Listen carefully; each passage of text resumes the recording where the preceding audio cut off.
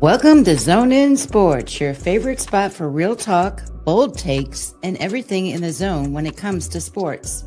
From hard-hitting analysis of the Miami Hurricanes football to the hottest stories across the sports world, we're bringing you that energy, passion, and a little bit of swagger, just like the U. So whether you're tailgating in Coral Gables or arguing in the group chats or just vibing in your way to work, buckle up. You're in the zone with your host, D. Hamp. All righty, welcome out there today. How's it going there, E? Yeah, everything going good, man. Just enjoying the weather, enjoying this heat. Yeah, it's hot. It's plenty hot. All right, we're gonna start off today, man. And I know you heard the news about the Xavier Lucas, Miami, Wisconsin lawsuit that's coming about.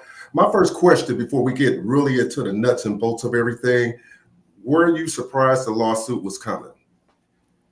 I thought it was a dead issue, man. I don't know. It seemed like Wisconsin reaching, man, because if they're going to accuse Miami of tampering, I think all the schools are a little bit here and there. You're gonna stick your toe in the water. Mm-hmm. I mean, it's pretty clear. Alabama got it. Isaiah Horton, and you don't see Miami crying about, hey man, y'all was tampering with him, and it is what it is. I mean, this is the NIL culture, So if somebody gonna throw you a bag, so I mean, I just think Wisconsin is really reaching right now because they in trouble themselves. Yeah, but they getting sued right now for the same thing. So I mean, I just think they're trying to bring some attention to themselves up there in Wisconsin. That's all. The most interesting thing that I found that I thought, and somebody posted this in the chat, it was like they're talking about the contract, but technically he couldn't have signed a contract because the NCAA hadn't even approved for you to sign contracts for NIL deals. He couldn't do that, and they blocked him when he wanted to transfer for 2 weeks. They wouldn't even let him go into the portal. So they wouldn't even let him get in there. I mean, so how you gonna block him like that? I mean, they reaching, man. Wisconsin need to worry about playing in the Big Ten. Worry about Ohio State and Michigan and Nebraska and Illinois. They want to bring all this noise, and like I said, they under a dark cloud themselves. Yeah. So, do you think it could be a fallout with just this going to, if it does go to court? Because I heard that somebody have reached out and tried to talk back channel with Wisconsin to kind of stop it, and there's all these reports that the Big Ten is on Wisconsin's side, which I kind of don't really believe. And I think they're just showing that public support, but they don't want that either because they got teams that's like USC and all them on West Coast that, so what do you think about that? Yeah, like you said, they're going to save face and publicly show support for them because they're in their conference. But again, if there was some tampering going on, where's the NCAA? They're the governing body on this. True. Where are they at? It's like either the NCAA doesn't see anything or they don't have any teeth like they used to have. You know what I mean? So it's like, where is the NCAA on all this? Yeah, that's a great question. And also the weird thing about this is that it really kind of boils down to money, but Xavier wasn't even paid any money up front. He hasn't gotten a dime for them. Understanding, I do agree that people should sign contracts, but technically if the contract null and void because the NCAA hadn't approved it, I'm trying to figure out Wisconsin's angle on what kind of money they want since they hadn't paid them any type of money at all, So that's the interesting part on that. Now, the third party contact, do I believe it was some contact? I do, but I don't think it could have been by the upper guys, with Mario or them. It's contact with everybody, man. Yeah, that's the point I'm making. Everybody in the country got some contact. Backdoor contact, under the table contact. No, I mean, come on. Vegas got their hands in this too much, man. It's too much money out there, and hey, they wanted this NIL. Now you got it. Yeah. So you come with some rules and set some tones to, and have some enforcement. Again, where is the NCAA? Yeah. They are the governing body over all the conferences, over the sport completely. You know what I mean? Right. It's funny when Miami messes up in the past, they right there to sanction and pull scholarships and probation and all that. You know, and I hear it is, you know, and like I said, Wisconsin is in trouble themselves. They got some issues right now and I believe the NCAA did go after them. So I think it's kind of hypocritical on their part. So, oh well. Do you think new contracts will be the norm? Like contracts, like trying to lock players up for 2-3 years? Well, yeah, because that's a possibility, because that way you keep guys from flip-flopping every year. Yeah. If I lock you in for a couple of years, you sign this contract, and I think they need to put some academic stipulations in there too, because you are in school. Yeah. You know, you are a student athlete. You're not an athlete student. So, you know, if you're going to you sign something to get the scholarship to go to the school anyway. So there's got to be some kind of language in there to say, okay, you signed this to go to school here. Right. You are a student. Right. Student first, athlete second. Now, what's up, Marcus? The NIL deal is just for the playing, so you can get some money off your name, whether it's on a jersey or whatever, or a little bobblehead that's you. You sign with a company like Luther Burden did with Old Vienna potato chips. If somebody signed with a local company wherever they playing school at, right? Utility company, grocery store, fast food, whatever. That's a different contract. So you get paid for your name and promotion and your likeness. But you signed a dotted line for a scholarship to go to school somewhere. Right. You're obligated to go to school. You got to go to class. Yeah. So, I mean, it's interesting. It's interesting. They're going to have to put some real brains to sit down and figure all this out and get this wild, wild west stuff under control with everybody all over the country, with all the Division I schools, and not just with football, with basketball, track, baseball, everybody. Yeah, I think it's going to take some years to get this worked out, but it shouldn't have to, though, bro. It shouldn't, but you know, when you're dealing with lawyers, you're dealing with all that stuff. It just takes years. What's up, DP? I said, you're dealing with all that kind of stuff. Now, I want to ask you a question. F1 released the 2025 Preseason All-American list. 2 Hurricanes was on the Preseason All-American list. I know you can name one, probably. Probably Beck. Yeah, and can you name the second one? I would say Beck. Ironically, he wasn't even top 3. Wow. Man, get no respect, man. Well, if it ain't Bain, then I would have to say the Saints ain't done enough at linebacker to stand out like that. It surprised me when I read it. Maybe Maui at tackle, but not Keelan Marion, our transfer from BYU, made it as a specialist. Oh yeah, he the kickoff dude. Yeah, and so the first team All-Americans, and I'm gonna go down. I agree with most of the first team. Some of them I don't, because you know who is the number 1 quarterback, and I just don't know how he could be first team All-American. You talking about old boy from Clemson? Nope, old boy from Texas, Arch Manning. First team All-American.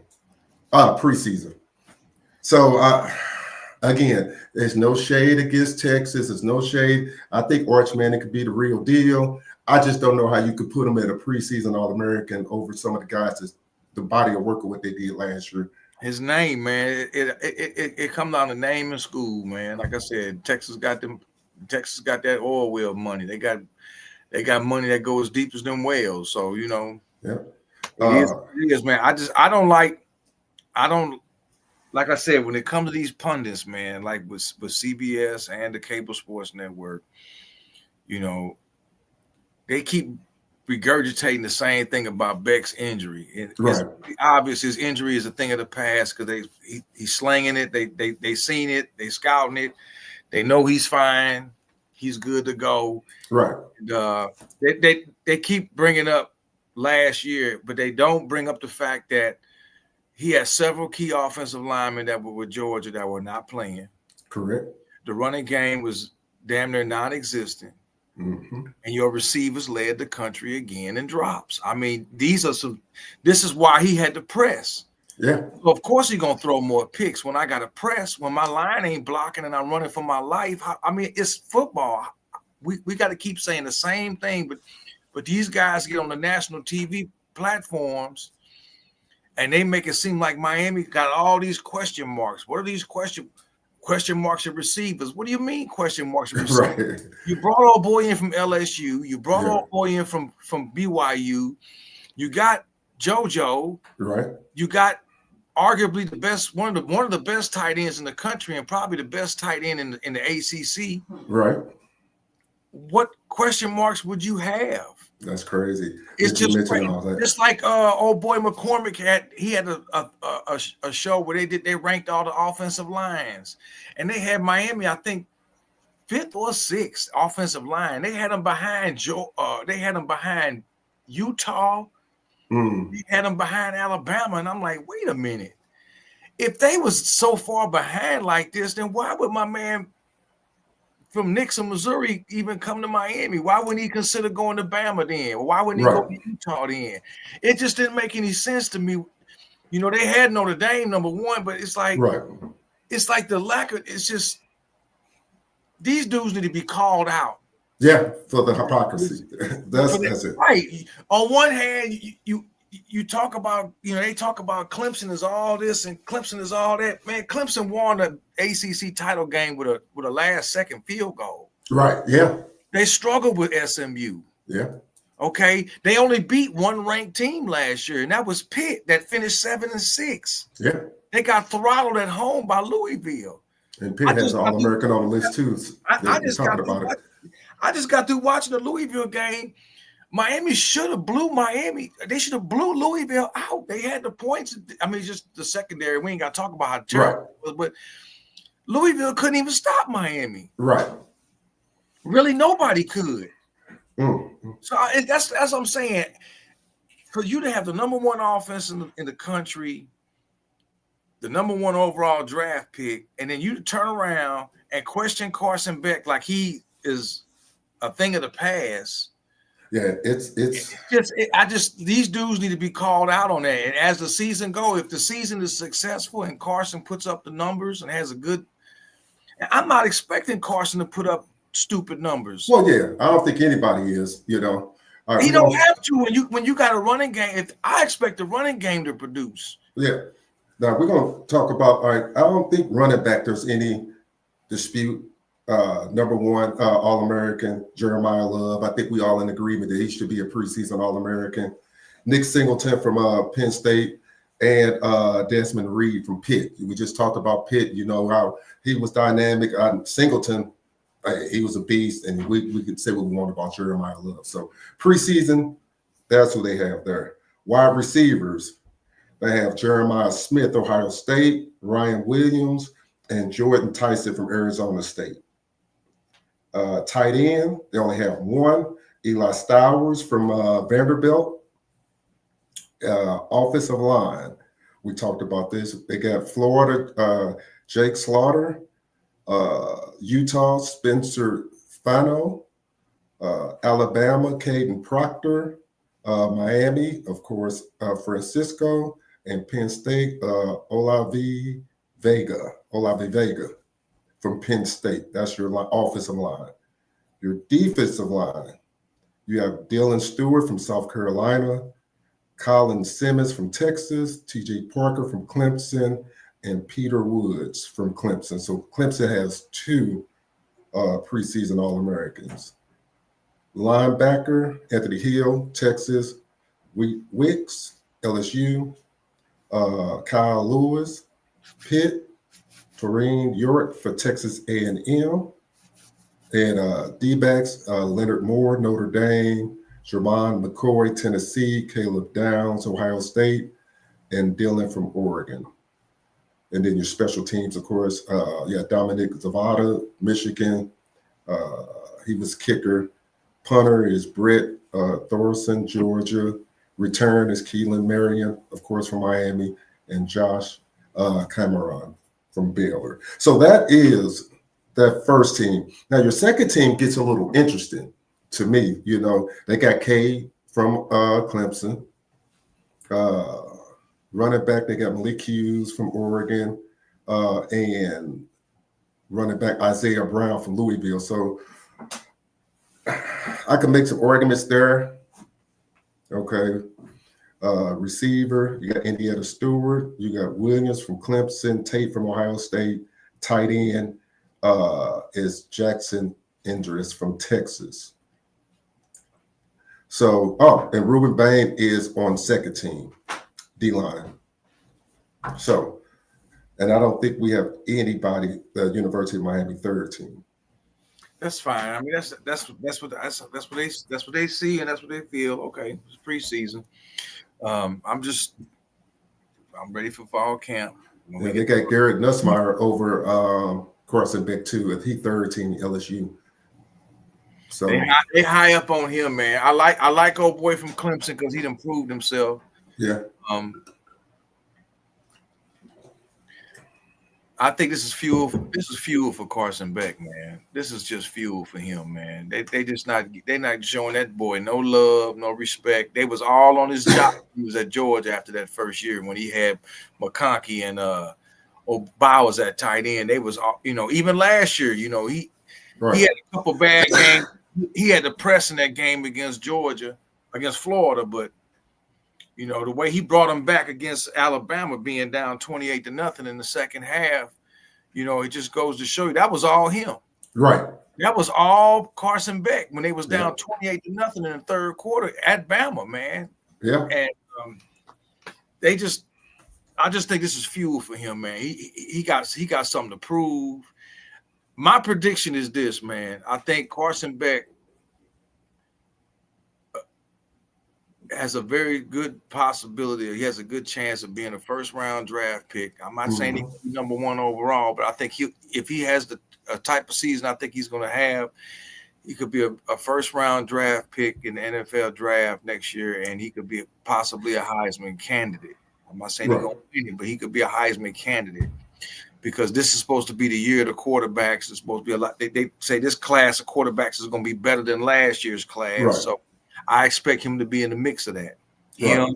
Him and Nussmeier, Clay, Cade, the boy from Clemson, old boy from Texas, old boy from Penn State, him, Arizona State quarterback. So we're gonna see, man. We're gonna see. I just hope that Carson Beck, just uses this as fuel and just goes out there and puts in the work, and trust Shannon Dawson to put an offense around him and call the plays that will fit his skill set, and let the chips fall where they may, man. I don't think he's gonna make the same mistakes he made with Georgia, because I don't think he's gonna have to press like he did, and I don't think he's gonna have the drops like he had last year. And plus, he can just get the ball off because you got Fletcher and Lau behind you, and the kid that came from North Dakota State. So I think Fletcher gonna have a breakout year. I really do. He lost 10 to 15 pounds of body fat, and he was already a big dude, and he's still gonna be. He's still going to be in the 210, 220 weight range, but this time he's a lot leaner, right? Stronger, and I watched him in the Louisville game. He had some nice runs. Yeah. He had some really nice runs, and I'm thinking, man, you get him out there leaner now, he might look a lot like McGahee. Yeah. Because McGahee was, your 6'1", 6'2", 200 in the teens, maybe low 220s, and McGahee was solid. So and he was fast. So I'm looking for Fletcher to have a breakout year, and I'm looking for Lau to be that home run dude that can make the cuts, that can make those moves when he gets into some space. So as long as the special teams improves and just get some turnovers, run a punt, a kickoff back for a touchdown. That's why they bought old boy from BYU. He's the specialist. We need some of that. Don't give up. Don't give up. Give up a damn kickoff return right after you scored. And So that's people forget we stole Fletcher from Ohio State. Yes, sir. Him and old boy, the 5-star defensive end. That's what they stole him from Florida State. There's another guy they got that was 5-star. It might have been Justin Scott, the D tackle. He was committed to Ohio State. And DP, he actually has a YouTube page. I've been checking him out, man. He talk basketball and he talk Miami sports, man. You get a chance, check my brother out, man. I'd like to get you on the show sometime, brother, with us too. So yeah, holler at me. the show. Come on the show, man. We help each other out. Right. Justin Edwards. I just want to say I think Justin Scott may have a breakout year at defensive tackle. Yeah, that's one we haven't talked about a lot. Right. He showed some promise last year, and he was coming off the bench just for a few plays here and there. But now he gonna start. And right. if he can raise some hell in the middle with their guards and center, that's gonna leave Mesidor and Bain with some one-on-one opportunities out there. And with the way this coach is coaching, ain't gonna be a lot of this stunting and shit. They're gonna up the edge and they're gonna get at that quarterback, man. And I don't see too many lions that can block all these dudes on every play. And I'm gonna tell you what, Dwayne, and I'm gonna have to tweet. I just would really like this year with the offense, and I think I said this before. I'd like to see a little more under center. If not an I formation, maybe some single back, double tight end, or extra lineman, or in the 3-point stance, fire off the ball and fire forward and some power running. That way, when the fourth quarter comes, the other they wore down. I got these pounding me all game long. I'm not against the shotgun. I'm not against the spread, but I just would like to incorporate a little more of that power running in there. Right. I think you're gonna get more out of Fletcher and Lyle with that, with some traps and counters, man. I really believe that. Some off tackle stuff, some nice traps. I'm a little biased that a lot of these teams went away from the traditional fullback. Yeah, keep at least one. Some teams like to bring your tight end and make him a fullback. Kind of what Pitt State did. They got that tight end. This other tight end they got from the portal. They say he a really good blocker and he got hands. So I just would like to see a little bit more of that, because that way you can pound on that defensive line and wear them down. I mean, it make me think about the 2011 season when they went to Virginia Tech and Lamar Miller was getting off. And you could see in the fourth quarter that V-Tech's line was just gassed. Miami offensive line was imposing their will on them. They just, on defense, they couldn't stop Logan Thomas. Right. It made me think about the championship game against Nebraska where Warren Sapp and them in the fourth quarter were gassed. Boy, it's interesting you brought that up, boy. We got, if you guys haven't tapped into my TikTok, you need to get on that. We had a lively discussion on that. I'll drop that link in the chat when I find it there. And the discussion was, Eric and I were talking about, it was just a snippet, so people didn't get it in full context before I say it. And we were talking about the 2001 Miami team against the 2019 LSU. 19 LSU. And boy, was some LSU fans heard about that conversation. And it was going crazy. But if you go over there, I think I'm on the D-Hamp or something like that, D-Hamp at TikTok. You can pull it up, see it, comment on it, let me guys know what you guys think. But yeah, they were a little bit hurt about that one. So that was crazy. It's not even up for debate, man. I've said it before and I'll say it again. You can't take no team in the last 15 years. No team in the last 15 years. Right. Put them up against the top teams from the late 90s and the early 2000s. It wouldn't even been close. Right. I mean, especially playing under the rules then. None of this hand checking and penalty for this and horse collar and targeting and all this other crap they've been putting in the game to get the offense to more of an advantage. Like I said, I'm not saying LSU wouldn't have scored. They would have scored. Right. I'm just saying Miami probably would have got a punt return by Phillip Buchanan. Your boy would have been sacked quite a few times at quarterback. They had no running game to go up against Miami. And then when you flip it over, who going to stop Portis? And who going to stop Frank Gore and McGahee? Who is going to stop Shockey? Who you going to have covered? Who going to cover Andre Johnson? You can't stop all that. They didn't have the defense to stop all that. Right. It says 2000 could have went 8-4 without scoring. Yeah. Right.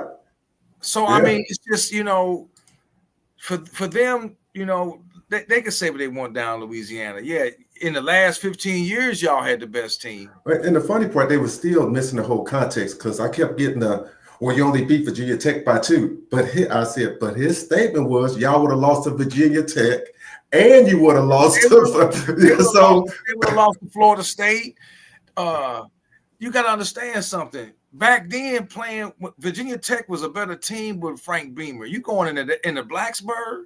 Yeah, it's tough to play there. Yeah, it's tough to play. Today, it's not like that. But 25 years ago, when they had Vic, they went to the Natty. Right. Florida State with Chris Winkie and Antrus Bell and Snoop Menace and them. Come on, man. They would have climbed all over LSU, man. They would have put up points on them, and that's back when Florida State had a defense. Yeah, Sam puts up there. People seem to forget LSU defense was bad. Yeah, it was bad.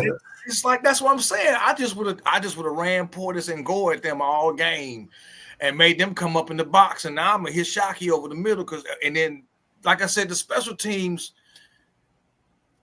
Man, it ain't even worth arguing with them, man. Like I think the whole thing that was disappointing. Those guys were trying to say, "Well, you guys talking about the past." Well, a lot of sports when you compare is about caring against the past and stuff like that, because some of this new generation don't understand how good some of the old players is. Look at the NBA. Now it's all about threes and scoring. You can't take a team from today and play against. You take this Denver Nuggets team with Joker and put them up against Hakeem and the Rockets. Who you think gonna win? Yeah, especially under those rules. Well, I ain't gonna even say that because if you even look at the NBA Finals, look how difficult a time they have in the score because they're able to be more physical in the NBA Finals compared to regular season. See what Phil Jackson said. You see what Phil Jackson said about everybody beloved LeBron. If he would have came back and played at that time in his prime, he would have been a role player. Just like he would have been a big body like Malone. He would have been a big body like Glenn Big Dog Robinson. He wouldn't have been what y'all claim he is today because the defense was better then. Yeah. A lot of people still think LeBron would dominate in that era. And I'm like, I don't know. He would have had to go up in that paint and battle dudes like Kenya Martin and them, man, and be physical. Come on, man. It's just it's a different. Same with boxing. It's the same with boxing. You're gonna take Floyd Mayweather and take him back to fight against Sugar Ray or Hagler Hearns. Come on, man. Hey, people forget how cold Sugar was. Sugar had that dog in him, boy. Sugar had that dog, boy. I'm not taking nothing away from Floyd, but I think all 4 of them would have beat him. Hearns, Hagler, Duran, and Sugar would have beat him easily, whether they went 15 rounds or he got his jaw rocked. Yeah. Because all this defense they claim he got, that was a lot of running. Yeah. You ain't going to sit there toe-to-toe with Hagler because Hagler going to pop. Yeah. You want to go sit there with Hearns because Hearns had to reach. You ain't running too much in those days because they knew how to cut the ring off. They gonna find you. So it really depends on the rules. Jamar Chase. Yeah, we kind of agree with that because across the middle, man. Yeah, if you playing by the rules of those days, of course, those guys, because you got to think you had to be big and physical like Keyshawn and them boys go across the middle.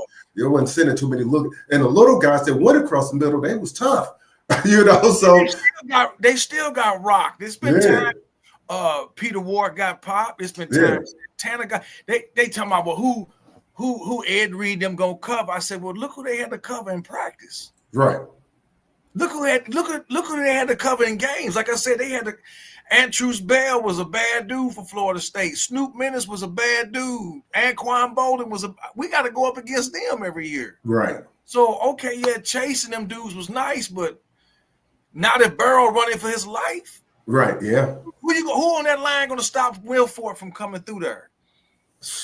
Nobody. They couldn't stop him in the pros. Shit. Who gonna stop McDougal on the end or William Joseph coming through the middle? Come on, man. They just what they saying don't make any sense, man. It's like, come on, man. It's not the same. It's not the same. Yeah, and then some people that was rational. They like, hey, yeah, we know if you get putting that many guys in the pros on the first round, if some guys that was rational, but some people they just can't take it and just look at it for what it is and just a friendly discussion about. Just competition and just mano a mano play on. And I will say this, if it would have been Alabama that had 16 guys go in the first round, they would already be anointed as the best team of all time.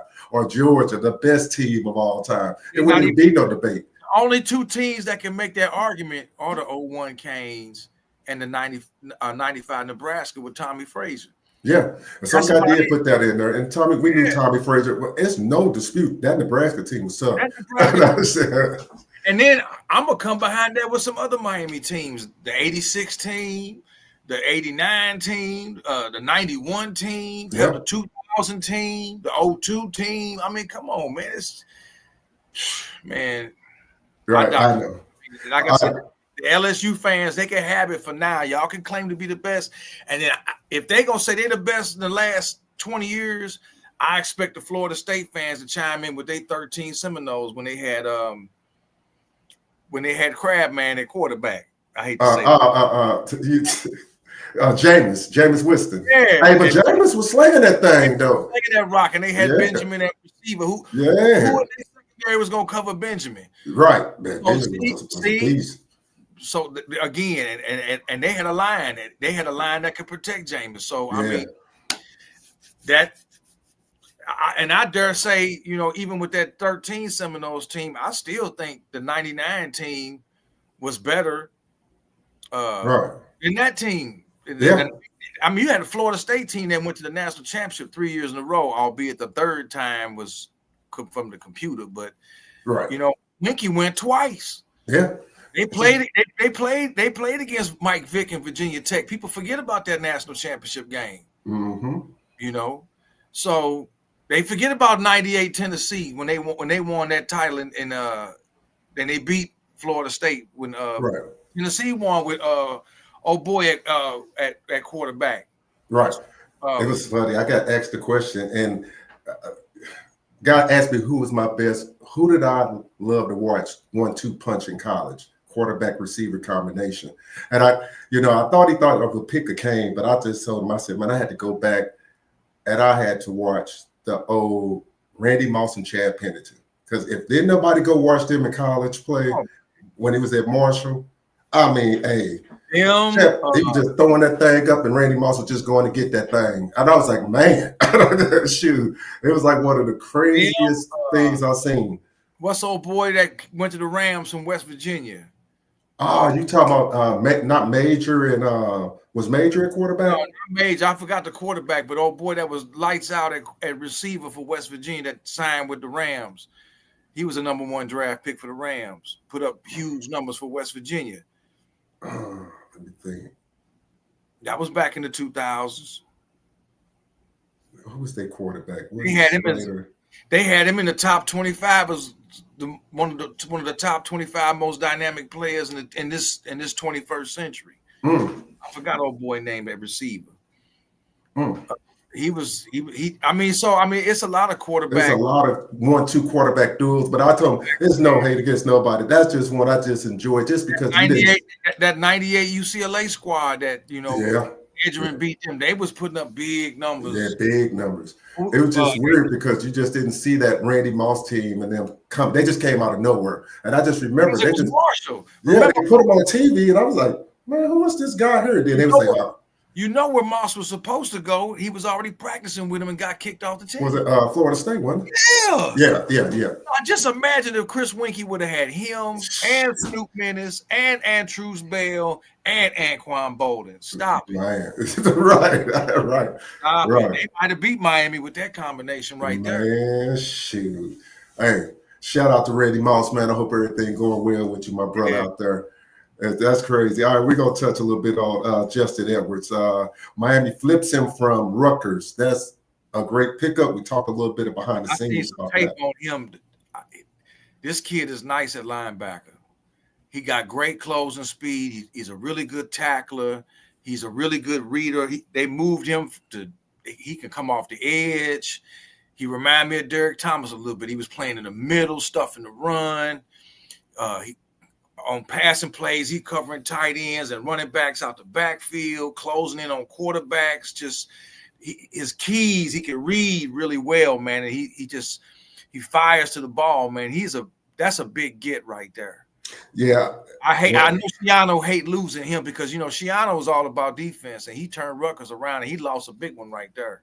Yeah, it just surprised me because it came out of nowhere. I guess it didn't come out of nowhere if they had been already. He'd been trending up the draft board. Hey, Dwayne, he opened the door. You got to understand something.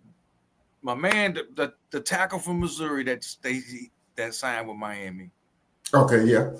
Him and this quarterback Coleman, they in guys' ear. Yeah. He already said he in Cooper's ear, he in Tristan Key's ear, he in old boy ear from Northwestern High. That tight end Izzy, he been in their ear hard. They like, they had a picture of him with the future O-line. He told them, y'all come on this team with this. He already said himself. He said, I don't want a Heisman. This national championship here. Right. And I'm trying to imagine him at quarterback with that O-line, and you got these weapons out here. Yeah. With Cooper and the other dude that was a 4-star, that running back that is high up on Miami. If Mario can get, man, what are the naysayers gonna say if he can get half of them dudes, let alone all of them? If he, because LSU and Georgia trying hard. Cooper's visiting Georgia this weekend. Right. It's looking like Cooper a done deal that he gonna sign with Miami. Yeah. So it made me think of something when you said this. You said it's about championships. I hate to change the subject, but you heard LeBron's statement with Steve Nash when he tried to deflect a little bit about ring culture. And I just wanted to bring that up a little bit. Hey, matter of fact, one of my mods in the back, he a big Laker fans, so no disrespect to you out there, Big Kev, but what did you think about LeBron's statement with the ring culture? He's soft. He's soft. I don't care what LeBron say. He's soft. He's soft. You stay in the league all this time just to get 3 rings because that bubble shit from 2000. That will never count. You can put all kind of asterisks around that and sprinkles and everything. That don't count. Right. You had to you go down to Miami and get to the final. How many times did the Heat get to the finals? 4 times or 5? I think so. I'm not sure. Somebody put it in the chat how many times. You got embarrassed by Dirk. Look, one man, they gave up to. If you're gonna consider yourself the GOAT, like Charles Barkley said, then you can't be a loser. Okay, and you got to show up in the biggest moments. Right. And this dude has never showed up in the biggest moments. You got a ring with Cleveland because you cried to the league to get a guy suspended because y'all had a tussle on the court. Draymond? Yep. Okay, yeah. You down 3-1, and you had to go cry to the NBA to suspend this man for 1 game because y'all was looking like the dude on 300 right before my man kicked him in the hole. Hey, I thought that was his bestie. So I mean, I'm sorry, man. This ring, he gonna hold up his hand talking about 4. Dude, you've been to the finals 9 times. Yeah. Shit, I thought it was 10. I digress 8 times because I'm not counting that bubble shit. I'm not going to ever count that. There's a lot of people that agree with me. I'm not counting that. So I'm sorry, man. When you got to leave and not Durant drinking the same cup of Kool-Aid, you trying to go somewhere. He said 7 appearances, 3 wins. I mean, I'm thinking if I would have really liked to have seen Durant and my man stayed at Oklahoma City. Yeah, that. If anybody didn't know, I know we talk a lot about Miami football. I just got a text right before the thing. Me and Eric was talking about it in the behind the channels. Durant supposedly went to Houston, which is shocking. I don't know what they gave up. If anybody know what they gave up, hit us with the real time. I don't. I guess Ime signed off on that because to me, I wouldn't think you would give up Green. That's about your best scorer. You know what I'm saying? So I'm really curious who they gave up to get Durant. And probably a first-round pick. Who knows? So, but if anybody knows, put it in the chat. We'll talk a little bit. I don't know if the NBA will ever get back to what it was as far as play. bring back defense and all this 3-point shooting, Yeah. I want all this perimeter game. And I mean, look at this. You got a game 7 today. Indiana had the talent to finish them off, and Oklahoma City had the talent to finish them off.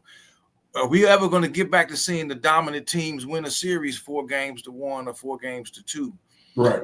I know it's all about money and TV, and they wanted a game 7. Yeah, it's crazy. I'm with you on that, DP. He said KD best bet was to go to the East. Yeah. When he was Brooklyn? Yeah. When he was Brooklyn? Right. Hey, some people say they was hurt, though. So, which they were. I'm just saying, man, where you going to go? I mean, would he have made a good fit with Boston and Tatum? Who knows? Would he make a good fit with Charlotte? Who knows?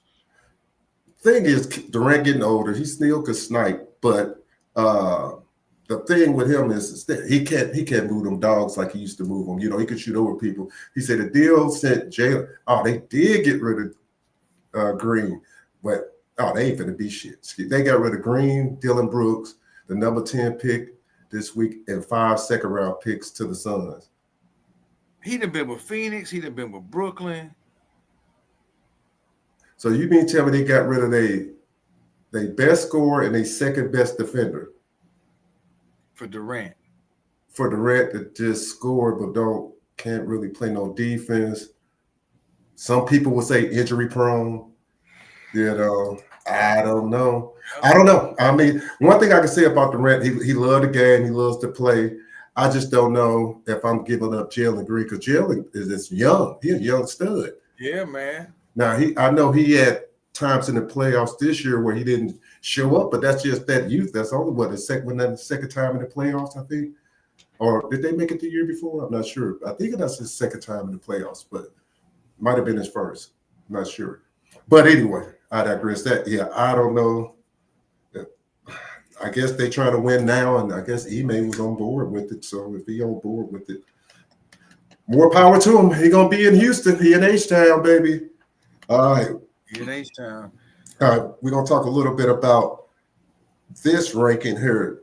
Top 10 coaches that could win their first national championship. Miami cracks the list in the top 10 that they believe they could win a national championship. And some of them, we'll look at it because it's kind of, to me, I view as like a long shot. But number 10, they have Sharon Moore from Michigan. Now, Michigan is in trouble. I don't know what's going on with the sanctions and all that stuff, but they have him at number 10. Josh Heupel, don't know how he got on this with all the turmoil going on at Tennessee. You lose your best quarterback. You got a lot of people transfer. About to lose the receiver. The receiver took his official visit to Tennessee as a Tennessee commit, and then after the visit, decommitted. Right. Yeah. So that, I mean, yeah, I'm not seeing that. Lane Kiffin, Ole Miss. Okay, I can see. I don't know. He's number 8. Number 7 is Mario Cristobal. Number 6 is Kalen DeBoer. I can't see Alabama winning one before Miami. I can be honest on that one. I can't either. I mean, and that's no shade on that. I can't see Alabama winning one again for a while, if at all, because that allure of Alabama is fading. Right. You got Georgia in the picture, and people sleeping on Missouri. People sleeping on Mizzou. People sleeping on South Carolina. Before I finish this list, do you believe the story that they offered Sellers $8 million to leave? Yeah. Did you hear about that? He said, yeah. I was like, man. Yeah. And he said he ain't leaving. That's a lot more of bread. props to him. More props. Yeah, that's a lot of bread. He's staying right where he at because he knows South Carolina got something going on. Yeah. They could be South Carolina could be a force if they look good last year. Right. They look good. Sellers is nice, man. So yeah, I agree. I just $8 million, a lot of bread. Who was offering them? Or do they say? I know it's he could be a Heisman. I think he's gonna be a Heisman finalist too, man, if he don't get hurt. You know any of the schools that they supposedly had offered them, or it's just rumors? I can't think off the top of my head if it was an SEC school or not that offered him. But he said he ain't. I just know he said he's staying. All right, well, good for him. All right, number 5, Brian Kelly, LSU. They putting a lot of stock in Brian Kelly. I don't think LSU gonna. I think who they play first, Clemson. That's gonna be a big game too. That's gonna be a big game. That's a big game on Saturday. It ain't just the Miami game. It says besides Dylan Stewart, South Carolina replacing a lot on the D line. They got a D line. I'll give them that. They got some hitters up front. They showed that last year. Yeah. It says they getting offers like that. Hey. Sellers was. Yes, sir. Sellers was getting that. They were trying to get him away from South Carolina. But he said, I read he said, you know, he came up with them. You know, they've been on him since he was a kid. So, you know, he wasn't gonna turn his back on them and bounce now just for some money. You know, him and his family in tight with them, man. So he part of their culture, man. They trying to build around him and with him. So he ain't going nowhere. I don't care how much money you throw at him. Right. He know he gonna be in the NFL. The money coming, and that's what I'm thinking. When that money coming, you kind of South Carolina giving him some bread, so he ain't worried about the money. Right. You kind of know if that money coming. It's like you can sit up and you ain't even got to really worry about it. You know. So somebody offering me that type of paper, what the NFL gonna offer me when it's time for me to go? Right. What the NFL team, what franchise gonna offer me some equal or greater than that if I have a great season and I decide to declare for the draft? Right. The NFL know where this quarterback play is going. Right. It ain't gonna be about pocket passing no more. They try to contain that shit with Vic, and they try to contain that with my man from Texas. You know, they want the pocket passer, but they know these dudes on the D line and linebackers are too big and too fast. You know, you're going to be like Mark Bolger for the Rams. If you ain't got time, you're going to Right. All right, guys, I dropped the link in the chat. If anybody want to be a part of the show, you could hit the link. You could tap on in with us. That's why your boy Archie at Texas, what do? He'll take off and run too because he knows. He knows, yeah. He's sitting in his pocket like my granddaddy. I can't sit in his pocket like my Uncle Peyton because Peyton used to get his bell rung too. Right. It says Wisconsin should be investigated for not allowing Lucas to enter the portal. We agree there. Blocked him for 2 weeks. They blocked him. Yeah. So, who was that? They knew he wanted to leave. Yeah, and that was the thing with that I just didn't understand. They knew the man wanted to leave. They tried to backdoor him by not putting his name in the draft, which they're going to have to answer for if you take it to court because he could sue. I'm pretty sure there's a repercussion if you didn't even allow him you didn't even give him the opportunity to transfer. You know, so that just seemed like some backdoor crazy stuff there. So you didn't give him the opportunity. Then you come with a contract that's not even approved by the NCAA, trying to wait till everything get approved so you have it already on the table. You know, and he's like, okay, no, I got with a lawyer. He said, hey, they don't want to release, just enroll at Miami. You know, just drop all your classes in a row. You don't want to go there anymore. So, and that's the way he obfuscated the so-called contract rules. So that's the advice his lawyer gave him. So, hey. He got some people in his camp that helped him. That's why he got the lawyer in the first place. So, right.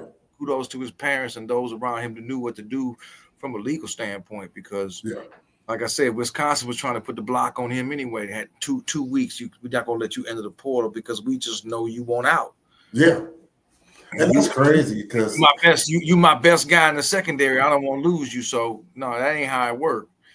Yeah, and the crazy part about that is when you have to look at it, like I'll look at it from this standpoint. If Xavier wasn't as good as he was, and the guy didn't want to be there, you know, for whatever reason he wanted to go home, you'd have been more than happy to let him go because you just seen something where Clemson just let their 4-star running back. I just read a couple of days ago, they just drafted him out of South Carolina. They let him go now. They hadn't said what the reasons were or anything, but something happened. The guy just committed, and then he doesn't even make it through spring practice, and you release him. So, just interesting take. So number 4. Know that. Yeah, I just read it. I'll get his name for you in a second there. Number 4 is Marcus Freeman, Notre Dame. Number 3. Marquise Henderson. Yeah, that's nice. He's from the team. Yeah. I read that. I think it was yesterday or the day before. They didn't say why. Undisclosed reason. Undisclosed reasons that Dabo gave a press conference. I sit and listen to it. They just wished him the best. But all the news reports, I've been trying to find news reports. They can't say nothing. I did listen to one of their podcasts, and they just said he had some growing up to do. But I mean, who don't at that age? Well, okay, now see, that's gonna now they so high up on Clemson. Now they done took a major blow in the running game because now they got to lean on this freshman now. Right. I'm not saying the freshman can't have a great season, or some breakout games, but he was supposed to be their number 1 back. Yeah. So now you gonna put it all on Klubnik now to do what he do at quarterback. So I mean, they so high up on Clemson, man. Everybody's so high up on Clemson. It's like. Yeah, now I understand. They're between 2015 and 2020. Clemson won 4 ACC titles. They won 2 natties.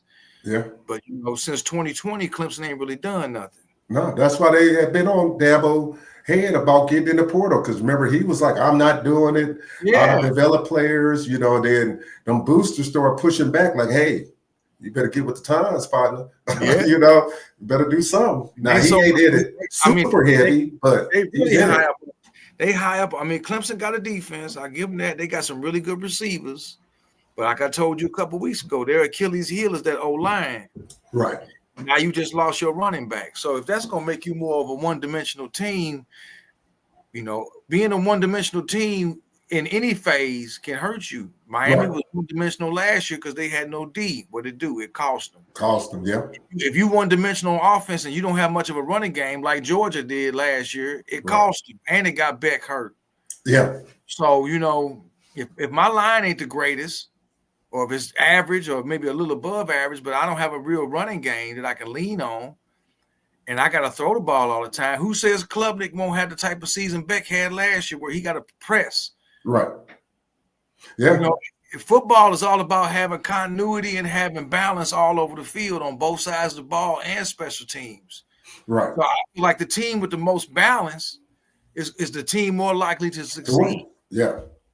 You can't, last year Miami won all those games because you had an offense that could put up the points to outscore the other offense because your defense was trash. But at some point, we knew that it would catch up with them because your offense got to be perfect every week. And people criticize Cristobal for his coaching and making coaching decisions in the past. Like I said, last year, he didn't make really bad decisions coaching. The only decision he made to me, and Shannon Dawson deserves some of that blame, is in the Syracuse game. They should have started running that ball more after that 21-0 lead. Right. Even if you do got to give it back and punt to them, you taking time off the clock, you wearing them down on defense. Mm-hmm. You going out there trying to have Cam light it up, and then a couple times they don't get a first down, and you got to punt to them. Now they gonna light it up, and before you know it, the score is tied. So, and that showed you in the Louisville game when Miami was up, and they come right back down the field and score with ease. Right. So if you're going to be one-dimensional, it's going to cost you. Either it's going to cost you early or it could cost you late in the year. Right. I agree there. I think Clemson I want to see if these pundits are really all that high up on them now with this boy leaving the team for whatever reason why. And he going in the portal. So, where are you going to wind up? Right. Is he going to lead the ACC? Is he going to wind up somewhere else? Or, he might wind up on the SEC school, or he might wind up in the Big Ten, or he might sign with another ACC school. We ain't going to know till we find out. But I'm interested to see where he going to go. They said he nice with it. So, yeah. And then number 3, they have Dan Lanning from Oregon. Number 2, James Franklin. I know you're not high on James. I'm not high on him or Lanning. So, yeah. And then, of course, they got old boy Ohio State number 1. No, number 1, they have Texas. Steve Sarkisian. Yeah, Sarkisian. Steve, I like to party Sarkisian. Well, as long as he don't drink. Yeah. Hey, I kind of go head to head, party and drinking. Shoot. Wait till after the game. Listen, Yeah.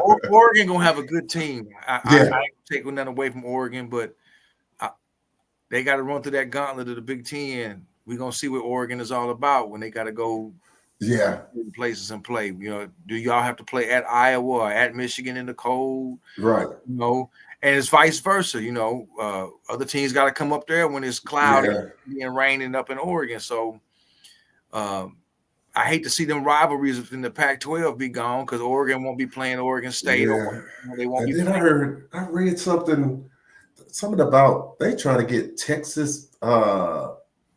Which one? Texas State in the Pac-12. They trying to. I'm like, oh man, Jesus, they're trying to keep it. They trying to keep it alive, but they're trying to keep the conference alive, man. I'm just like, I'm surprised they don't go after more Mountain West schools, like, you know. Yeah, now that would be a natural fit in Texas State. Fresno State, Wyoming, and them to come to the Pac-12, you know. Yeah. So I mean, it's so wacky now because of the cable sports network. They done just jacked it up something terrible, man. Now I want to dovetail back to this. I read some. Now people, I ain't gonna say I read it. I've been reading like in some of these chat rooms that they think that this lawsuit is going to affect Miami's ability to supposedly go to the Big Ten if that's where they go. But I don't read it that way because, like I said, behind the scenes, I don't think the Big Ten wants this lawsuit as a conference in a whole because it could open up a whole another can of worms. So I hope they don't. I mean, if Miami were to leave, the only conference that makes sense would be the SEC. Yeah, I agree. They don't want Miami in the SEC because they know if Miami joined the SEC, it's pretty much a wrap. If Miami would have joined the ACC, then come on, it's a no-brainer. Right. They don't want them in there. They want to keep. That's why they always talk down on the ACC, and they want the ACC to be down. And it's up to the other. I don't root for other teams, but I like to see the other ACC teams beat, us SEC teams just to prove that point. I want to see. I want to see Clemson beat LSU. You know, I want to see, teams like maybe Virginia Tech beat or Ole Miss or whoever they may play in, out of conference if they got an SEC school. Right. And it's no lock that I don't even think it's really a lock that these teams going to leave the ACC. A lot of people think it is. It's a lot of stuff that could happen in the next couple of years, to think that Clemson and Florida State is an automatic lock to leave, So, at first I think it was trending that way, but I think over the last month or so with some of the deals that's coming out and stuff, I'm not so sure that they'll bounce in 2031, I think it is, 2030, something like that. So, I mean, it's just an interesting take on that, what these teams will do. But that was the list of the top 10 teams that they believe could win their first national championship. So it was the first national championship was the kicker. So I guess it would be the first national championship for these coaches because Sarkisian ain't never won one, has he? No. Dan Lanning, no. Yeah, so yeah. They want them as assistants. Right. Right. So I want to see, like Louisville plays Kentucky. Beat Kentucky. Yeah. And they should be Kentucky to me. Louisville plays Clemson at the end of the year. Well, they lost to Clemson this last time. I mean, they lost to South Carolina South Carolina, yeah. They in-state rival, but that's an SEC school. Yeah. I'm looking at their schedule. They got LSU, and they got South Carolina at the end. Florida State plays. I think they play Bama first. They do. They got to play Bama. So they play Bama and they play Florida, don't they? This year? Do they play Florida this year? Yeah, they play Florida every year. So Florida State get 2 SEC opponents. Yeah. So I'm looking at the different schools in the ACC. I think Georgia Tech got a decent battle too. Is it first week or second week? They play. They got at Colorado. Oh, they play Colorado. Okay. But still, you got to win that game. Yeah. And then they play Georgia at the end. Can you knock off Georgia? That's the thing, man. these ACC schools, if they can, like, did Cal beat Auburn last year? I know they had I think they beat Auburn. Cal, Auburn. They had all them interceptions against Auburn last year. Because I thought Auburn. Let's see. Just look it up real quick. See, Cal got Minnesota. They playing a Big Ten school this year. They got Minnesota as an out of conference, and they got San Diego State as an out of conference. Right. Yeah, Cal won. If I just go down 14. Virginia ain't got no ACC SEC opponents. Let me see what Pitt got.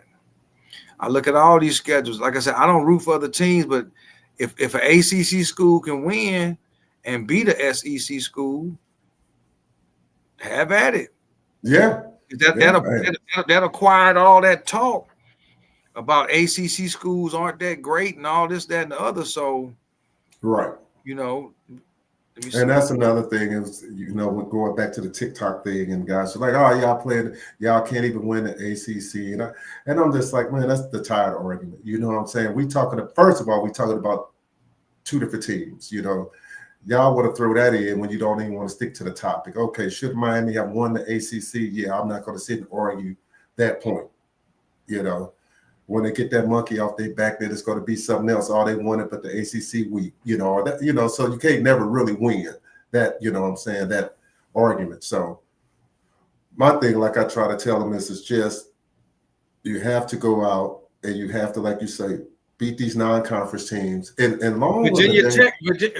So they're your big.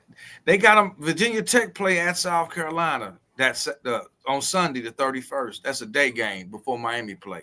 Okay. So Virginia Tech play at South Carolina. Miami play Notre Dame. Clemson play LSU. Right. And on Saturday, Florida State play Alabama on Saturday. Right. Okay. So you got some. This is as a conference, you have an opportunity to make some statements coming out the gate. So let me see who Syracuse end up playing. They got Tennessee. Yeah. They at Tennessee. So there you go. Yeah. You got some big games for the ACC, the start of the season. No cupcakes. Right. Syracuse at Tennessee, LSU and Clemson, Florida State and Alabama. Yeah. I think that isn't that Clemson game like Saturday? We play Sunday, right? We play Sunday night. Yeah. So Syracuse played South Carolina earlier that day at 2 o'clock. Or Virginia Tech plays South Carolina. Okay. They play them. So this is an opportunity for these for these other ACC programs. Okay. If you're tired of hearing the noise about the SEC, they're down. This is your time to, because isn't it kind of interesting that they try to talk about the parity in the SEC because of Vandy had that decent year and such. But I look at it as a spin. Maybe y'all down. Maybe Vandy wasn't as good. Maybe y'all top tier wasn't as good as y'all thought they was. And Vanderbilt was better than what you say. Yeah, so it ain't y'all just not as dominant as you was, the Alabamas and them. So now the Vandies can catch up because you're not locking in all these 5 stars now. So these other teams able to compete with you now. That's where I read it now. So for them to say that the conference is stronger, I would just say it's not as top heavy anymore than it was before. So, right, it's not as top heavy. And I don't think they really want that parity because then you'll be like any other conference. If Vandy or Mizzou won the SEC, I think it'd be some straight hate if they won it. They don't want nobody else to win it except for LSU, Georgia, Bama. If you got a Kentucky that won it that year, they'd probably be looking crazy, Well, the cable sports network would, of course, And that's where all the money is, the money in bag and the big schools in that conference. So just like Minnesota didn't get a lot of pub on TV, So you got your teams, you're only going to have your Oregon, Ohio State, Penn State, maybe Michigan. Michigan always gets pub, but besides those and the Big Ten, you don't see a lot of the other teams get that push like those 4 teams do. And then, of course, Notre Dame stands on its own. Miami stands on its own, really, in its own sense, So, yeah. So it's going to be an interesting first week of football. We almost Very there. interesting. We almost there. We get ready to get into the fall practice, and Eric and I have always said we can expect some big things out of there. We got some battles going on, some things that's got to be shaken out. But I think that come time for that Notre Dame game, a lot of people, like Eric says, sleeping on that game. And like I said, I just can't see, not myself personally, and I think Eric agreed, we can't see a freshman quarterback or a first-year quarterback, however you want to label, coming into Hard Rock. You're a freshman. And winning that game. They giving so much to Notre Dame. Yeah. And I'm not taking nothing away from Marcus Freeman as a coach because I like him. And I'm not saying Notre Dame is a bad team because they're not. They made it to the final. They got a hell of a secondary. They got a hell of an offensive line. Right. But Mario knows it's now. It's now. If with the kids you got coming in 26, and he already lining up some 27 kids too. They already in the ears some 27 kids at a 5-star.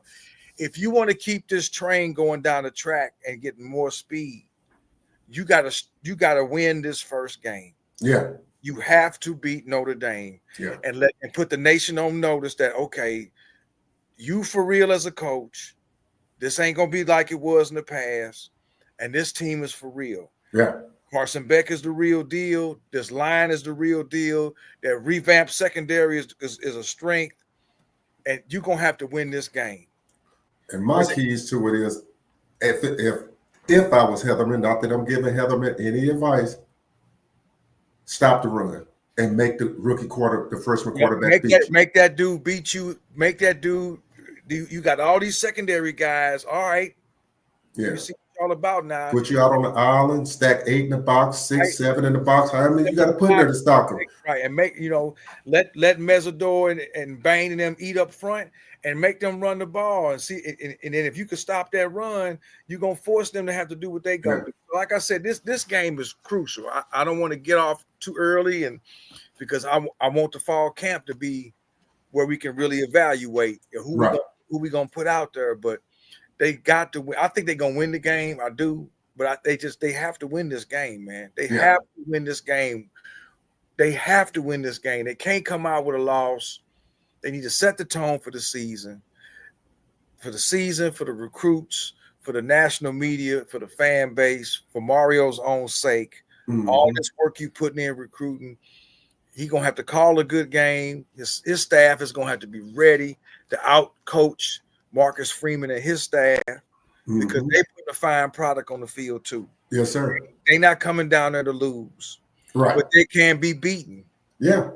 You better watch a lot of that film from Ohio State beating them in the national championship game and just protect Carson Beck and let him do his thing and run that route. But they got to win this game, Dwayne. They got to win the first game. They got to win this game. Do they have the team to go 12-0? Yes. Am I saying they're going to go 12-0? I'm not going to say that. Right. I'm not going to go out on a limb and say that. They got an 11-1 team. Who do they slip up to? Who knows? Right, yeah. I don't think Clemson going to run the table. No. I really don't think anybody's going to run the table. No, I don't think so. I don't see Ohio State running the table. I don't see Alabama. I don't see Texas running the table. I don't see anybody running the table. It's really a little bit too hard, especially with so much of the media attention, so much of the travel that goes in now. It's really hard for teams to get up. It's kind of getting back to what it was in the 90s.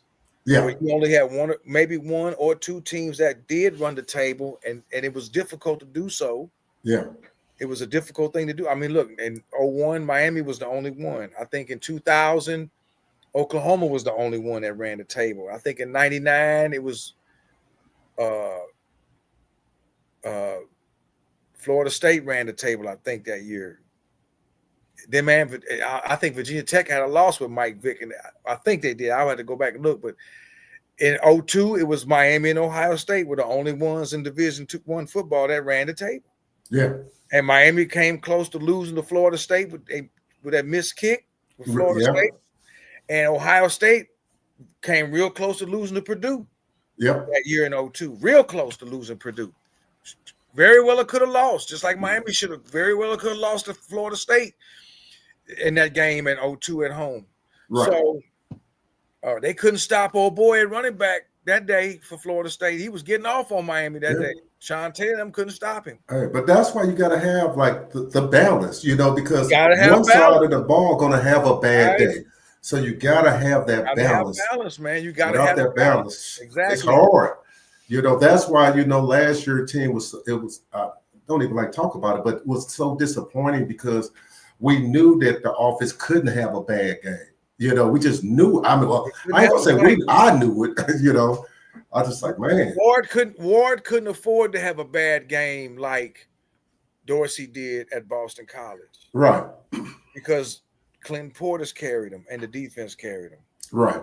The defense came up at Virginia Tech, and you had some more Beamer ball with that block punt in the 0-1 game against Vitek. And they took it in for a touchdown because that was to be expected when Beamer was the coach. Right. And you in Blacksburg, you playing against different time. That's why I'm saying to all these LSU fans, y'all smoking crack if y'all think y'all if you think that Burrow and them would have went down to Blacksburg and just thrown all kind of shit to Chase and everywhere all over the field. I'm like, but they do. That's the thing. It's like, no, man, y'all wouldn't have went to Tallahassee and did that. What's up, Porch Canes? Yeah. So, you wouldn't have did that. You wouldn't have went there and did that. You wouldn't have went back then and played Georgia. Georgia won the SEC in 2001. Mark Richt had them boys right that year. You wasn't going. I think they finished that year number 3 in the country. Georgia did. There wasn't no Bamas then. It was Georgia. Mark Richt had Georgia on the roll. Remember, in 2000, Mark Richt was the offensive coordinator for Bowden in Florida State. He was the OC. Right. He had Winky. He had Antruse Bell and Snoop Menace and all them and Antrell Roll, Anquan Bolden and them. That was Mark Richt's offense. Right. When he was with Bobby Bowden in Florida State. He was the OC. So you got, like you said, you got to have a balance. You got the playmakers. This first game is very important. But before we jump too much to that first game, jump to fall camp. Yeah. July 31st. And when they put the full pads on down at the Hecht and they start banging with each other down there, Mario, he said they got to make practice so hard. Right. So when it's time to play the game, it's easy. Yeah. You got to make this. I mean, like I said, I hate they don't have 2-a-days any longer. Man. I hate that they don't have 2-a-day practices in high school and college any longer. But it says TVD was on the sidelines of the Badgers game in December. I think we referred to he blew out his knee in the Bama game. I think if he wouldn't have blew his knee out, I ain't saying that they would have beat Alabama, but it wouldn't have been, their score wouldn't have been like that because they was kind of protecting him. Wisconsin. The weird thing about that is it's kind of like, okay, so TVD, he winds up leaving, going to SMU. Now you got Xavier leaving. Is it kind of like some? I think Wisconsin feeling some type of way. Shoot, you know what I'm saying? I think they feeling some type of way, boy. It's like, hey. Yeah, they are. But they can feel all they want to feel. Deal with what y'all got going on right now. So it's that tampering. You talk about what TVD being on the sidelines or getting there? I don't know. Honestly, we done talked about that. Hey, look. And we think they all do it. What's up to Jamaica game? The one, what's up, Jamaica? The one game that's a tricky game, that could be a tricky game, is at SMU in Dallas. That could be. But we don't know what they're gonna look like by then. Miami could fall on their face and look, well, we all just every weekend mad as hell, like what happened. Right. Or they could be, by the time they go to SMU, they could be 5-6-0. Yeah. 5 of the country, you know, we just got to I'm not gonna jump ahead, man. My thing is fall camp and win the first game. Yeah. I'm not coming out with no predictions about the first game, no scores. Like Mario said, we'll talk about Notre Dame 2 weeks before the game. But up Right. until then, we're gonna focus on this practice and focus on getting this camp down and repetition and constant repetition in the practices and making it really hard for the first team offense, for the first team defense, and for the special teams. We need more turnovers this year, better tackling. When I watched that Louisville game, I'm like, a lot of missed tackles. I mean, granted, the secondary for Miami was real boo-boo. You know, Right. number 2, number 7, they just, just wasn't good. Yeah. Just wasn't couldn't tackle in space. We all can see it with our own eyes. Couldn't cover. Yeah. And, so I think the secondary unit is going to be a complete 180 of what we saw last year, because that's what you brought these dudes in here for. So now let them start in July 31st. Let them bang it out. That's what practice. That's what it's all about. We talked vaccines a little bit, and I want you to expand on. We think that they're going to pick up a couple of more of these recruits. Might get 1 or 2 more 5 stars. Let's talk a little bit about that and stuff that we talked about behind the scenes with Tristan and them.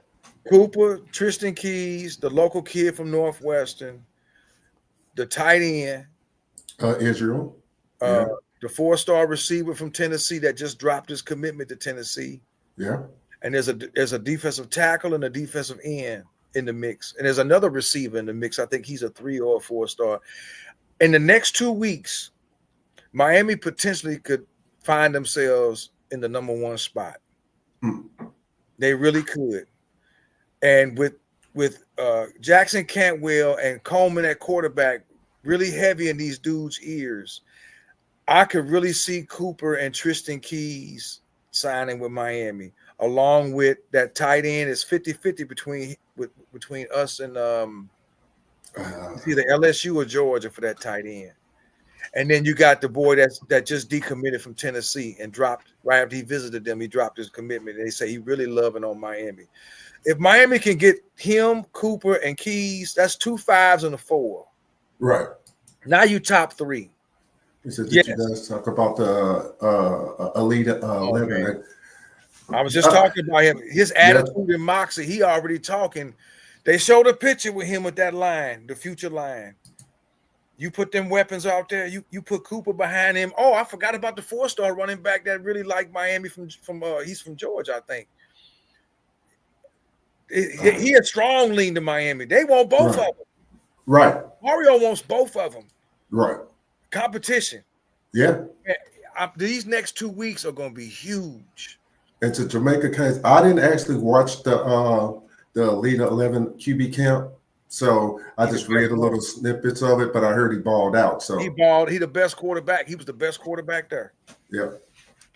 I'm surprised he don't have a 5-star. I really am. Yeah.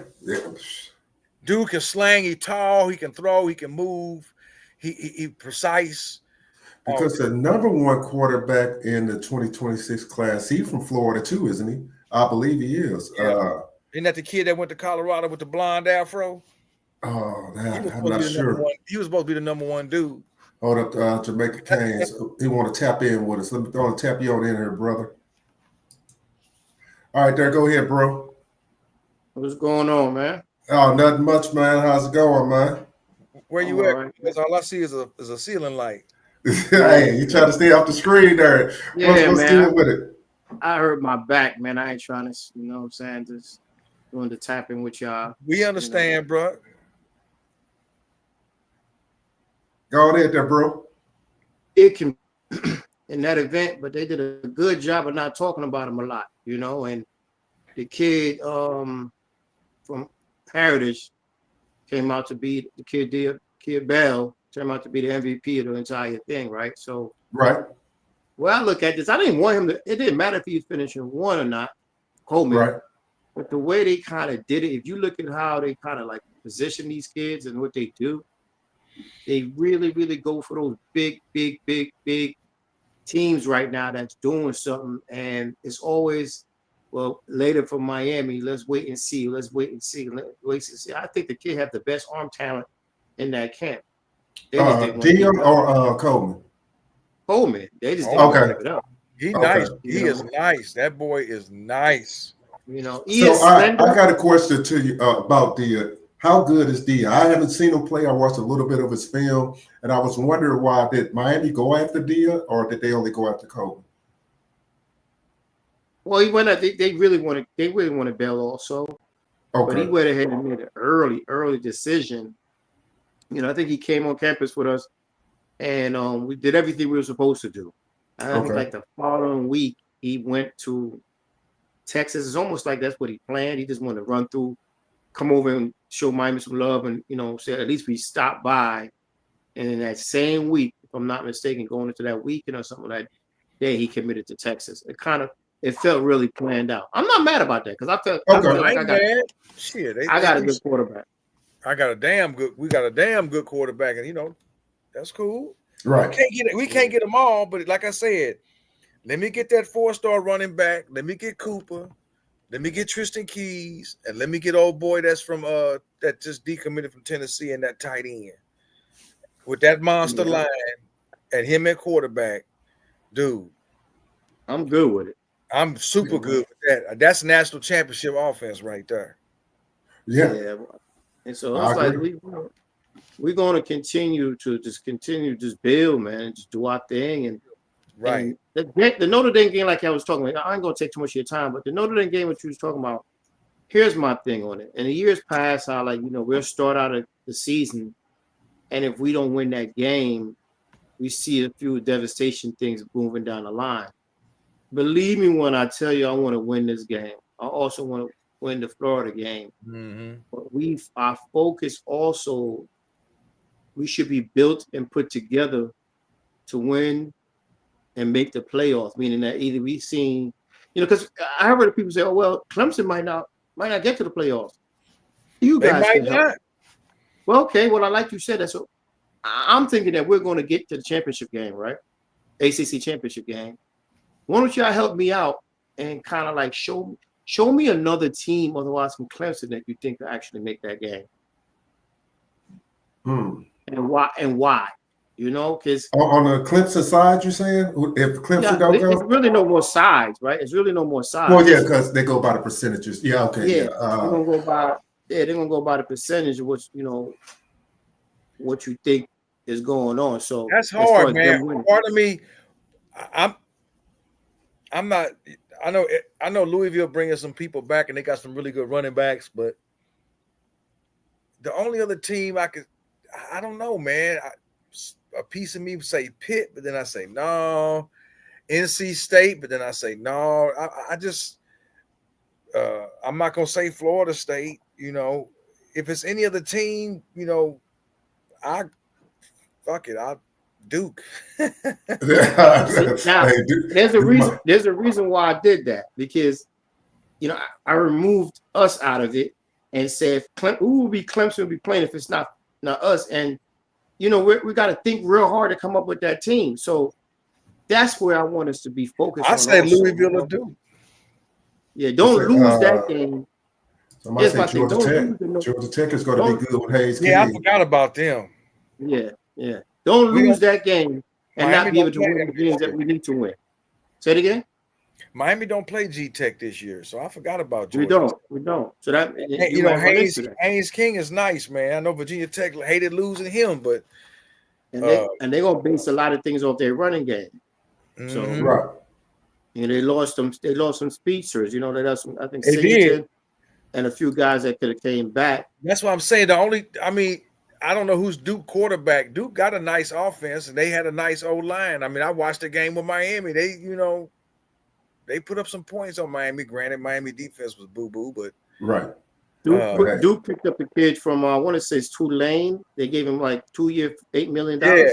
They the ones who beat SMU at SMU had 6 picks on old boy. Right. 6 interceptions on them. What's that? Malik is a better quarterback than Bill, and he's a wide receiver. I think we was talking about Malik played wide receiver in the state championship game because Bill was hurt. Yeah, I understand. He played in that game when he went head to head and the quarterback got hurt, so he took over. Malachi took over and beat Coleman. But that was good. I mean, I enjoyed the game, but our quarterback is our quarterback, and I think he's going to be fantastic. Man, he's going to be fantastic, man. Right. Even though I'm going to say this, and I'm going to move on. I mean, something that's pop up.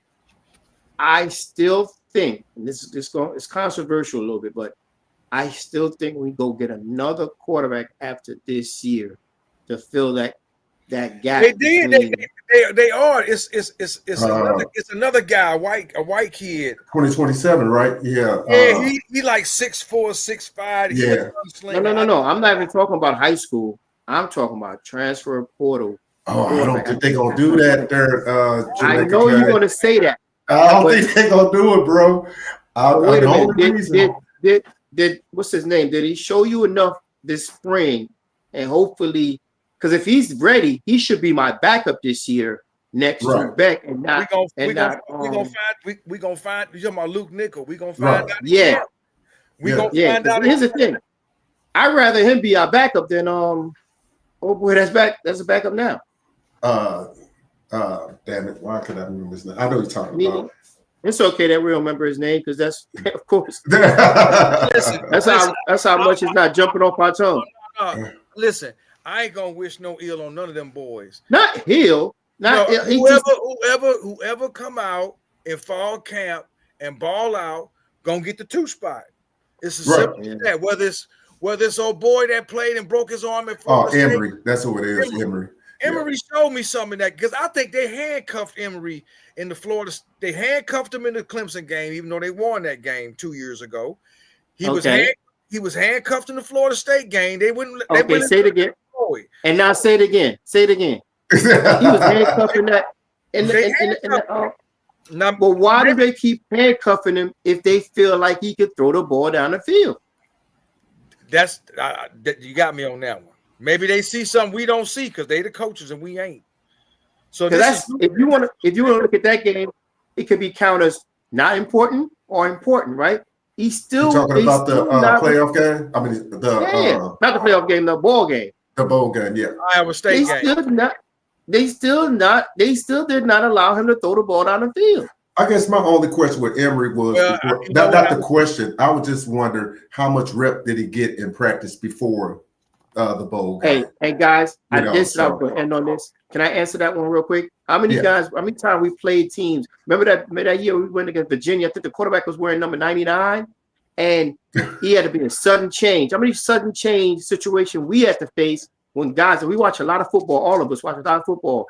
Right. A kid get hurt, and they put another quarterback in there, and he's serviceable, if not serviceable enough, if not good. And I don't see that in him. So all that, he didn't get enough rep. Yeah, because I tell you, when Notre Dame quarterback got hurt in the bowl game, that sucker came in behind him, was slinging it for a minute, wasn't he? I was like, damn. Well, let me. So why do we have to deal with that? Put Luke in, man, and enough for Emory, man. I'll talk to you guys, man. All right, bro. All right. I piggyback what he. I can ride with what he said, but my thing is this: if Emory balls out in that bowl game, do you get Carson Beck? You know what I'm saying? If he would have balled out in that second half, and Miami wins this meaningless Pop-Tart game, which was disrespectful anyway, does Miami get Beck? Does Beck even come to Miami? Because there were other schools after Beck. Right. So Jamaica could very well be right. And we go, like I said, fall camp is where it's gonna be. Right. If Luke Nickel want that second spot, then he gonna have to ball out come July 31st, and for the next three weeks, show the staff. Y'all got me. I'm Mr. Georgia football for 2 years in a row, won back-to-back state titles. That number 2 should be me. In the event that something does happen to Beck, I'm gonna have to roll out there and shine. It's my time. It's gonna be interesting because he ain't gonna battle Emory next year once Beck leave. Nah. He gonna be battling Coleman now. Yeah. Yeah. And we don't want that negative energy where one of them decide to go in the portal and bounce. True. So this just like Carson Beck got something to prove. Luke Nickel got something to prove come fall camp. And Judd, we still forgot you got Judd on the you roster got too. Judd out there. He been, people don't know much about him, but hell, he there. Yeah. So we don't even know, and it hasn't been much said about Judd either. So if anybody's seen Judd play in the spring practice, let us know. Tap in. I think he got some reps. He ain't transferred. Yeah. He could have went to a Western Michigan or Western Kentucky or somewhere small like that, Texas State or something, if he wanted to play. Yeah. He stayed. Yeah. So it's going to be interesting. Only reason I would say this, if everything pans out the way we want to, because I understand Jamaica Kane's point, I just think that if it lines up where Luke does what he's supposed to do, he gets that second job this year. They see enough of them.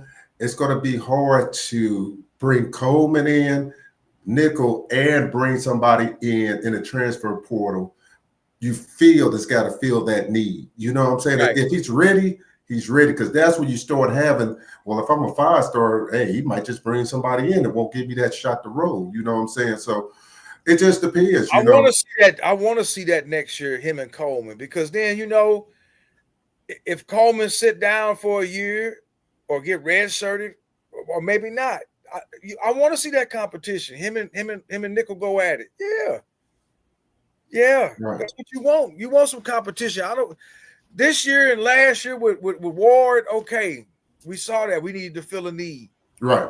But if Nickel shows out in camp and he solidifies that number 2 spot and gets some playing time against Bethune and hopefully get some playing time against South Florida and hopefully a couple more times in the season against some other formidable opponents where Miami might be up comfortably in the second half where they can take Beck out for the last few series of the game and let him get some reps. Okay, if the game is in hand. Right. But on the flip side, we want to see that. Right. I want to see the second string guys be able to go out there and play to their full potential and play to the end of the whistle. That's what I miss Jimmy, man. They didn't care what the score was. They're going to score. It says Emory may have had more reps, but I want a guy with better talent, because even if the spring game, he was the one that was throwing the ball all over the field, not Emory. I agree. Yeah, Luke was throwing that ball around a lot. He made some nice plays in the spring. He pressed a couple times too, which is expected. Expected for an 18-year-old. He tried to press and make something happen, but he had some nice throws. He connected with Malachi a couple times real nice. You got a glimpse of what could be. Right. So, the O-line ain't going to take a step back. No. He going to have a wall in front of him next year too. So. And a good old line gives you a chance to, it makes your development a lot easier. Trust me. Right. Shoot. It makes it a lot easier. Fall camp, gentlemen. Fall camp.